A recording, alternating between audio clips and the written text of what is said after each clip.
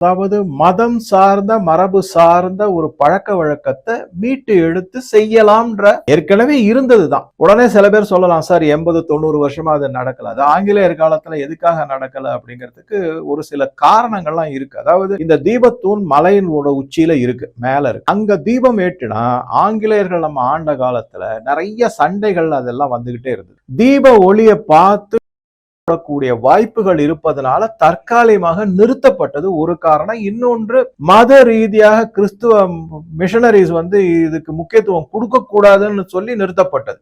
இந்த ரெண்டு காரணத்தை தான் சரித்திர ஆதாரங்கள் மூலமா பல வல்லுநர்கள் சொல்றாங்க. இதுதான் சார் முக்கியமானது. இதுல 50% பாதுகாப்பு சம்பந்தப்பட்டது. மலை மேல தீபம் இருந்ததுன்னா அந்த தீப ஒளி பல இடத்துக்கு பரவும், அதனால அதன் மீது தாக்குதல் நடத்தப்படும். ஒரு பீரங்கிய அது மாதிரி இருக்கிறதோ தாக்குதல்கள் நடத்தப்படும். அதை தவிர்க்கணுங்கிறது ஆங்கிலேய அரசனுடைய இது ஒரு கொள்கையா இருந்தது. முக்கியமான பாயிண்டா. அதை தவிர மிஷனரிஸ் இந்துக்களுக்கு முக்கியத்துவம் கொடுக்க கூடாதுங்கிறது ஒரு முக்கியமான பாயிண்டா இருந்தது அப்படிங்கறத நம்ம பார்க்கிறோம். இதுதான் அந்த இதுல சொல்லப்படுகிறது. பல வல்லுநர்கள் இதற்கான ஆதாரங்கள் எல்லாமே எடுத்து ஆர்டிகல் மாதிரி எழுதியிருக்காங்க, பேசியிருக்காங்க, சொல்லியிருக்காங்க. சரி, இது ஒரு பக்கம். அடுத்ததான் நம்ம என்ன பார்க்கிறோம்னா, இப்படி இருந்த ஒரு மரபை மீட்டெடுத்தது தான், அதாவது திரும்பவும் ஆரம்பிச்சிருக்காங்க. அதை பிடிக்கல. என்ன ஒரே காரணம் தான். இவங்க அதுக்கு சொல்லக்கூடிய காரணம்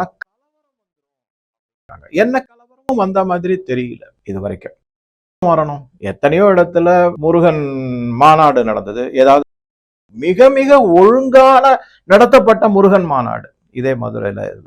உங்களுக்கு இது எல்லாருமே தெரியும். சேரை கொண்டு நீட்டா அடுக்கி வச்சுட்டு போறாங்க. கீழே இருக்கிற குப்பையெல்லாம் எடுத்து அழகா குப்பை தொட்டியில போட்டுட்டு போறாங்க. சுத்தமா இருக்கு அந்த இடம். அப்பேற்பட்ட ஒரு ஒழுங்குமுறையோட நடத்தப்பட்ட மாநாடு அந்த மாதிரி இருக்கக்கூடிய மக்கள் கிட்ட இருந்து எப்படி கொண்டு வரக்கூடியவங்க யாரு? அப்ப இவங்க என்ன சொல்றாங்கன்னா, மாற்று மதத்திற்கு அது மரியாதை அவமரியாதை ஆகிவிடும். அங்க இருக்கிற தர்கா, அந்த தர்காவே மிகப்பெரிய கேள்விக்குறியாக இருக்கு அப்படிங்கிறாங்க. அந்த தர்கால இருக்கிற தூண்ல எல்லாமும் இந்து கலாச்சாரத்தினுடைய அடையாளங்கள் இருப்பதாக சமீபத்துல கூட சொந்த archaeological survey of Tamil Nadu India அதெல்லாத்தையும் வச்சு பார்த்தோம்னா, அந்த எது சர்வே கல் அப்படின்னு சொல்றாங்களோ அது இல்ல, அது தீபத்தூண் தான் அப்படிங்கறதையும் ப்ரூவ் ஆயிருக்கு. அதற்கான இதெல்லாம் கொடுத்திருக்காங்க, தகவல்கள் எல்லாத்தையும் சேகரிச்சு ஆதாரங்களையும் கொடுத்திருக்காங்க. இதை தவிர என்ன பண்ணிருக்காங்கன்னா, இதெல்லாம் போராது, நாங்க திருப்பியும் ஒரு ஆர்கியலாஜிக்கல் சர்வே ஆஃப் தமிழ்நாடுல இருந்து ஒரு பேர் கூட படிச்சு, அந்த அலுவலர் பேர் அதிகாரிகள் பேர் கண்ணதாசன் ஒருத்தரை அமைச்சிருக்காங்க. அவரு இது தீபத்தூண் தானா இல்ல வெறும் சர்வே கல்லான்னு பார்த்து ஆராய்ந்து சொல்லுவாரு.